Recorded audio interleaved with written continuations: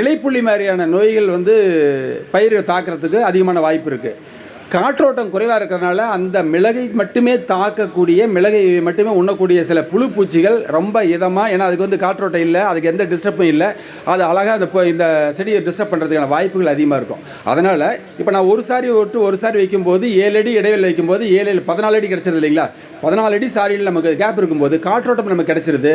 நாம் அந்த அறுவடை பண்ணுறதுக்கு இதுக்கு எல்லாத்துக்கும் நமக்கு வந்து போயிட்டு வரதுக்கு நம்ம வசதி நமக்கு கிடச்சிரும். அதனால் எல்லா மரத்துலையும் ஏற்றுறதுங்கிறது உசிதம் அல்ல. ஒருவேளை நீங்கள் செய்ய நினச்சா உங்களுடைய அந்த வரப்புகள் சுற்றி இருக்கு இல்லைங்களா, 4 பக்கம் வேலி பயிர்கள் வரப்பு இல்லைங்களா, அதை வேணால் நீங்கள் வந்து அந்த மாதிரி அடர்த்தியாக கொண்டு வர முடியும். அது நல்ல பொதுங்களுக்கு வெளிச்சம் கிடைக்கும், காற்றோட்டமும் கிடைக்கும். அது மட்டும் இல்லை, நம்ம எப்படி வெற்றிலை குடிக்கால நம்ம பண்ணுற மாதிரி வெளிப்பக்கத்தினுடைய ஓரப்பகுதியில் வரப்பு பகுதியில் நம்ம வந்து நல்லா அடர் நிழல் கொடுக்கக்கூடிய அளவுக்கு அதை நம்ம அடைச்சிட்டாவே உள்ளார வந்து அதிகமான வெப்ப காற்று, வெப்ப அலை உள்ளார வராது. உள்ளார இருக்கிற ஈரப்பதமான காற்று தப்பி வெளியே போகாது.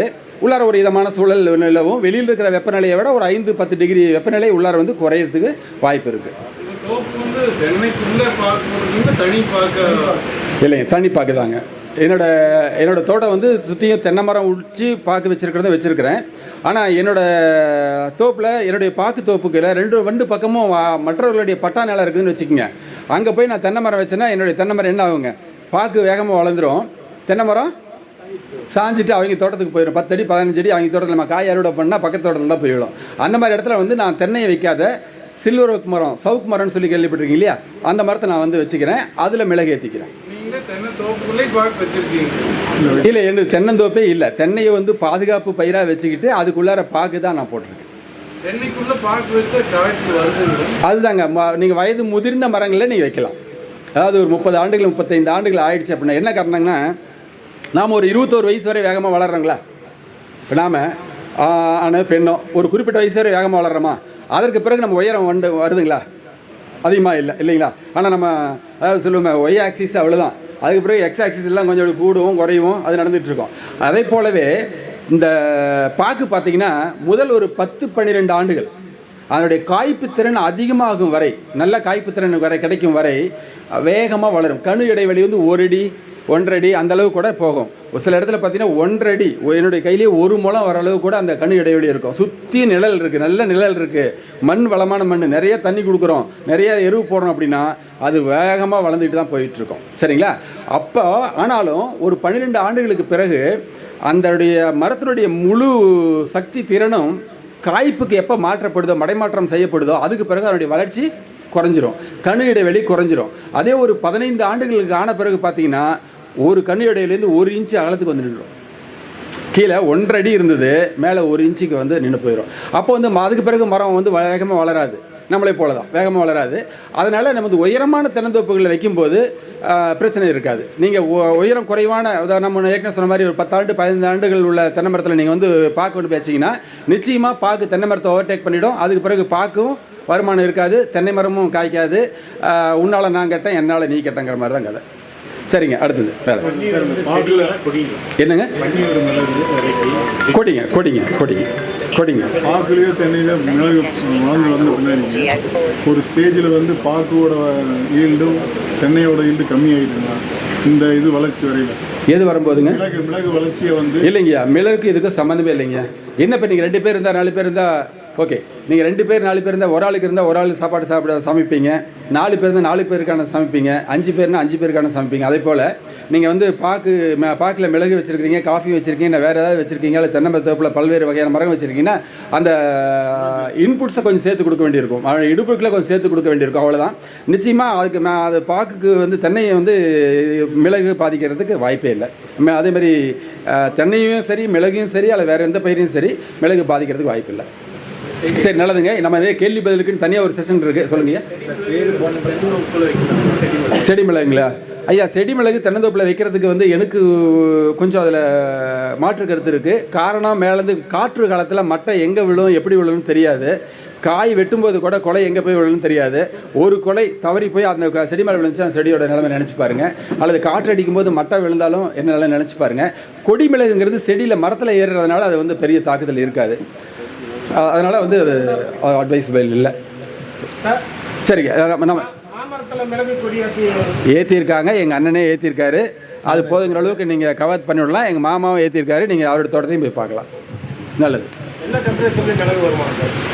என்ன சார் மாங்காய் மரத்துக்கு நாங்கள் மருந்து அதிகமாக அடிப்போம், வருஷத்துக்கு ஒரு 7 நீங்கள் அதாவதுங்க இயற்கையாக பண்ணால் தான் மிளகு வளர்த்த முடியும்.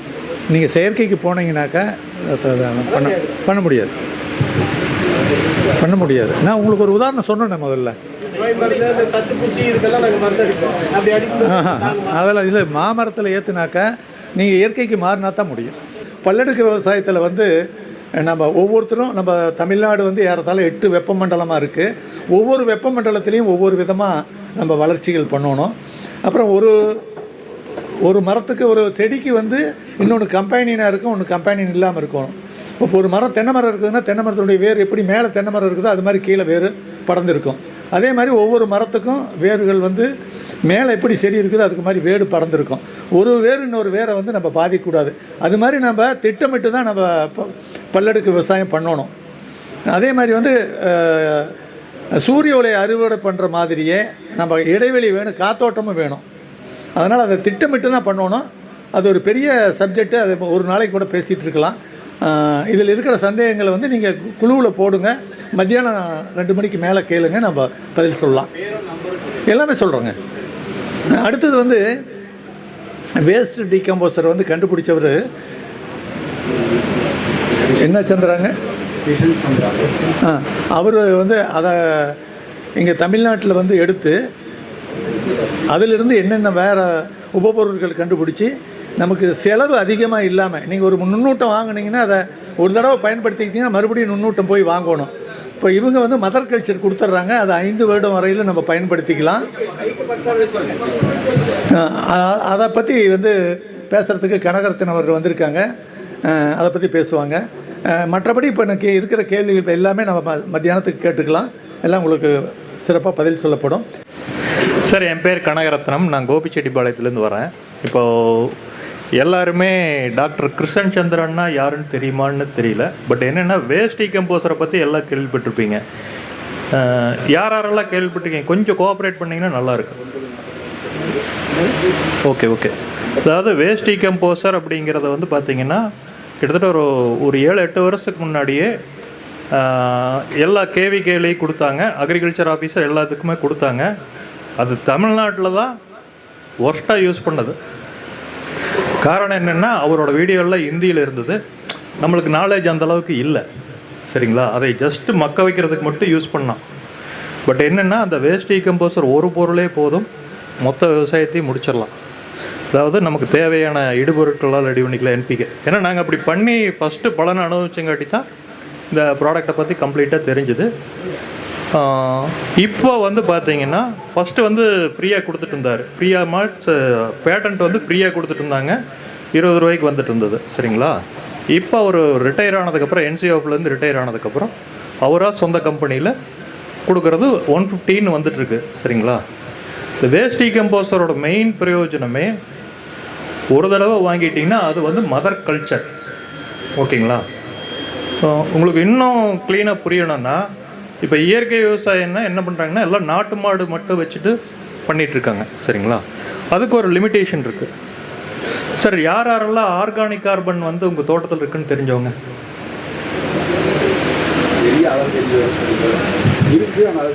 இல்லை, எவ்வளவு இருக்குது சார்?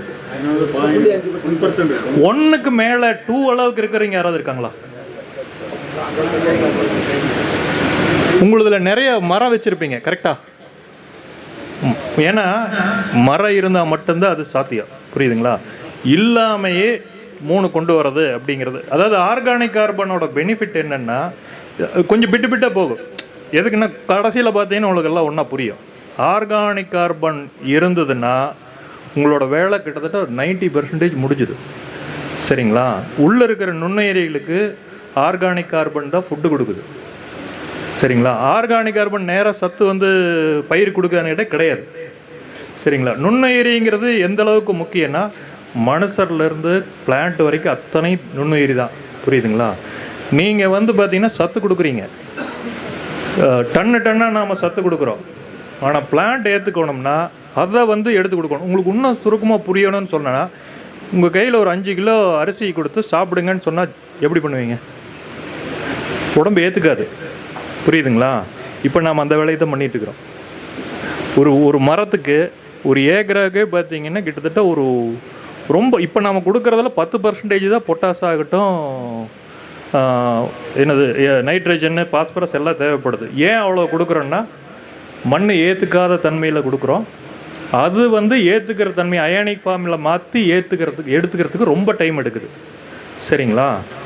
இதுவே குக் பண்ணி கொடுத்தா உங்களுக்கு எவ்வளோ தேவைப்படும்? சமைச்சு கொடுத்தா ஒருத்தருக்கு 100 கிராம் போதும் பசி எடுக்கிறது. புரியுதுங்களா? இதுதான் நுண்ணுயிரிகள் பண்ணுது. ஓகேங்களா? நுண்ணுயிரிகள் பண்ணுறது என்னென்னா மண்ணில் இருக்கிற சத்துக்களை பயிரை ஏற்றுக்கிற மாதிரி சுலபமாக ஏற்றுக்கிற மாதிரி பண்ணி கொடுக்குறது. ஓகேங்களா? நிறைய நுண்ணுயிரி இருக்குது. நீங்கள் ஆல்ரெடி கேள்விப்பட்டிருப்பீங்க. இப்போ ஒவ்வொருத்தரும் இந்த வேம, ட்ரைகோடர்மா, அப்புறம் பார்த்தீங்கன்னா அசோஸ்பைரிலா, பாஸ்போ பாக்டீரியா, பொட்டாஸ் பாக்டீரியா, இப்படி நிறைய கொடுத்துட்ருக்கீங்களா? சரி, எத்தனை பேர் நுண்ணுயிரிகள் காட்டு கொடுத்துருக்கீங்க? அது ஓரளவுக்கு இருக்காங்க. சரிங்களா? உங்களுக்கு புரியும். ஏன்னா இது பார்த்தீங்கன்னா ரொம்ப ரொம்ப லோ காஸ்ட்டில் பண்ணக்கூடிய விவசாயம். ஏன்னா விவசாயங்கிறது நம்ம நிறைய முறையில் பண்ணலாம். அல்ட்ரா லோ காஸ்ட்டில் கிட்டத்தட்ட நான் சொல்கிற வழிமுறை பார்த்தீங்கன்னா ஏக்கரா 5000 ரூபாய்க்குள்ளே முடிஞ்சிடும். அவ்வளோதான் நான் சொல்கிறது, உங்களுக்கு பேரல் செலவோடு சேர்த்தி. சரிங்களா? நாங்கள் கொடுக்கறது மதர் கல்ச்சர். வேஸ்ட் டீகம்போசர் எதுக்கு முதல்ல உங்களுக்கு சொன்னேன்னா, வேஸ்ட் டீகம்போசர் ஒரே ஒரு பாட்டில், சின்ன பாட்டில் தான் வந்தது. ஒரு நிமிஷம். இப்படி இந்த சைஸ் தான் வந்தது. ஓகேங்களா? இதனோட விலை 150 ரூபா. இதை வச்சுட்டு நீங்கள் 20 ஏக்கரா விவசாயம் பண்ணலாம். 20 ரூபாய்க்கு முதல் கொடுத்துட்டு சார் 20 ரூபாய்க்கு முதல் கொடுத்துட்டு இருந்தது. இப்போ நான் சைக்கிள் முதல் 5000 ரூபாய்க்கு கொடுத்தேன். இப்போ பைக்கு அதே 5000 ரூபாய்க்கு கேட்கக்கூடாது இல்லையா? இதில் அதை விட பல மடங்கு நிறையா உள்ளே இன்க்ளூட் பண்ணியிருக்காரு. இப்போ இது வரதில்ல, பவுச் தான் வருது, உள்ளே இருக்குது. சரிங்களா? இப்போ எதுக்காக சொல்ல வரேன்னா, நுண்ணுயிரிகள்ங்கிறது அவ்வளோ பவர். இதை நீங்கள் 200 லிட்டராக மாற்றலாம், 2000 லிட்டராக மாற்றலாம். ஓகேங்களா? இப்போ இப்போ நிறைய பேர்த்துக்கு தெரியாதனால சொல்லிகிட்டு இருக்கிறேன். ஒரு காம்பினேஷன், அதாவது இது காட்டுக்கு எல்லாரும் எரு கொடுக்குறீங்க இல்லையா? எரு கொடுக்குறேன்னு நினச்சிட்டுக்கிறீங்களா? களையை விதைச்சிட்ருக்குறோம். சரிங்களா? காட்டுக்கு குப்பை அடிக்கிறோம் இல்லையா? அந்த குப்பை தான் ஃபுல்லாக களையாக மாறுது. ஓகேங்களா? இந்த களை வராமல் இருக்கணும்னா ஒரே வழி, நல்ல சாணியை மக்க வச்சிங்கன்னு வச்சுக்கோங்க, களை வராது. மக்க வைக்கிறதுக்கு ஒரே ஒரு சொல்யூஷன் என்னென்னா, நல்லா டீகம்போஸ் பண்ணணும். கிட்டத்தட்ட ஒரே மாதத்தில் இந்த வேஸ்ட் டீகம்போர் யூஸ் பண்ணால் நல்லா மக்க வச்சிடும். புரியுதுங்களா? மண்ணை நல்லா வளப்படுத்துறது, அதே மாதிரி நம்மளோட குப்பைகளை மக்க வைக்கிறது, எல்லாத்துக்குமே இந்த வேஸ்ட் டீகம்போசர் யூஸ் பண்ணோம். அடுத்த ப்ராடக்ட் பார்த்திங்கன்னா வேம் அப்படிங்கிறது, அதாவது மைக்ரோரைஸா அப்படிம்பாங்க. சரிங்களா? அதனோட வேலை என்ன பயிராக இருந்தாலும் சரி, வேறு நல்லா வளர்த்திடும். இப்போ நார்மலாக பார்த்திங்கன்னா நம்ம ஒரு டம்ளர் ஜூஸ் இருந்ததுன்னா ஒரு ஸ்ட்ரா வச்சு உறிஞ்சிரோம்னா கொஞ்சம் தான் இழுக்க முடியும். அதே ஒரு 5-6 ஸ்ட்ரா வச்சு விழுந்தா அந்த மாதிரி வேரை இருக்கிற அளவை விட ஒரு 3-4 மடங்கு அதை வளர்த்தி விட்டுரும். மைக்ரோரைஸாக ரெகுலராக கொடுத்தீங்கன்னா வேர் வளர்த்துறப்ப என்னென்ன பெனிஃபிட்னா, நாம் கொடுக்குற சத்து இருக்குது இல்லைங்களா? என்னென்ன சத்து கொடுக்குறோமோ. ஓகே ஓகே, இப்போ கேட்குதுங்களா? ஓகே, அதாவது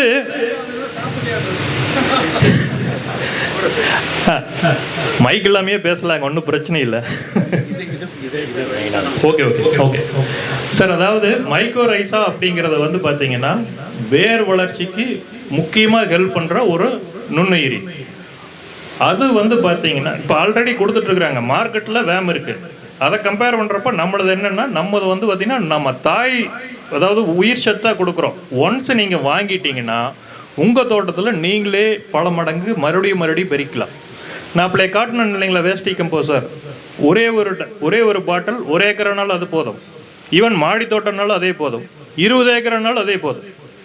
எப்படின்னா அதை வச்சு 200 லிட்டராக பெருக்கலாம். 200 லிட்டரை நீங்கள் 2000 லிட்டராக பெருக்கலாம். வெல்லம் இருக்குது இல்லைங்களா? வெல்லம் ஒரு பாட்டிலுக்கு ஜஸ்ட்டு அந்த ஓடபிள்யூடிசி பொறுத்த வரைக்கும் சொல்கிறேன், ஒரு பாட்டிலுக்கு 200 லிட்டருக்கு 1 கிலோ வெல்லம் போட்டால் போதும். 5 நாளில் ரெடி ஆயிடும். அந்த 200 வச்சு 2000 பண்ணோன்னா அந்த 200 அப்படியே 2000 லிட்டர் தண்ணியில் மிக்ஸ் பண்ணி அதே மாதிரி 100 லிட்டருக்கு 1/2 கிலோ வெல்லம் போட்டிங்கன்னா அது 5 நாளில் ரெடி ஆயிடும். புரியுதுங்களா? இப்படி தான் பார்த்தீங்கன்னா மல்டிப்ளை பண்ணுறது. ஒரு பாட்டில் எப்படி வந்து 10 ஏக்கரா பண்ணலாம், 20 ஏக்கரா பண்ணலாம், சேம் அதே கான்செப்டில் வேமும் பார்த்தீங்கன்னா நான் கொடுக்கறது தாய் உயிர் சத்து. சரிங்களா சார்? அதாவது ஒவ்வொரு நுண்ணுயிரிக்கு ஒவ்வொரு டைம் ஃப்ரேம் இருக்குது. ஓகேங்களா? வேமுக்கு 15 நாள், ஓடபிள்யூடிசிக்கு 4லேருந்து 5 நாள் பெருக்கும் போயிடும். சரிங்களா? உங்களுக்கு அதாவது இப்போ கொடுக்குறதெல்லாம் நான் ஹிண்ட்டு தான் கொடுத்துட்டுருக்கிறேன். சரிங்களா? இன்னும் விளக்கமாக வேணும்னா நான் முன்னாடி வந்து ப்ரௌசர் வச்சுருக்கேன் கம்ப்ளீட்டாக. அதில் வந்து டீட்டெயில் இருக்கும். இது முடிச்சுட்டு அது படிக்கிறப்போ புரியும். சும்மா படித்தா அது புரியாது. இது முடிச்சுட்டு நீங்கள் தயவுசெய்து எல்லாம் எடுத்துக்கங்க, பாருங்கள். வேம் வந்து வேர் வளர்ச்சிக்கலாம். அடுத்தது வேர் பாதுகாப்புக்கு ட்ரைகோடர்மான்னு ஏன் சொல்கிறேன்னா அதில் விரிடி, காசியானம் வேரியன்ஸ், அதாவது கிட்டத்தட்ட ஒரு 4-5 வகையான வேரியன்ட்ஸ் வந்து பார்த்திங்கன்னா இந்த நாங்கள் கொடுக்குற ட்ரைகோடர்மாவில் இருக்குது. புரியுதுங்களா? இதனோட பெனிஃபிட் என்னென்னா வேர் பாதுகாப்பு. சரிங்களா? நமக்கு நிறைய ப்ராப்ளம் இருக்குது. குறிப்பாக இங்கே தென்னை மரத்தை வச்சே பேசுவோமே, வாடல் நோய் வருது. எதனால் வருது?